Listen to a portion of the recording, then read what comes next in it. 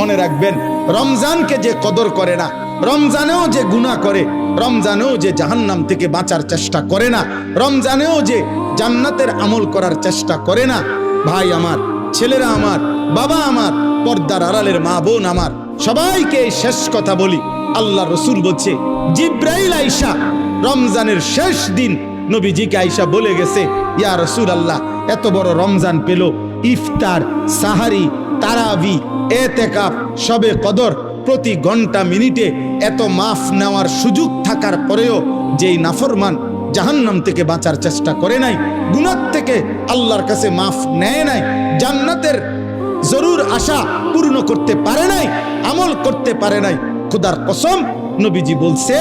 জিব্রাইল আইসা বলছে, ইয়া রাসূলুল্লাহ, এমন নাফরমানের উপরে আল্লাহর লানত, আল্লাহর লানত, লানত, লানত। নবী বলছে আমিন।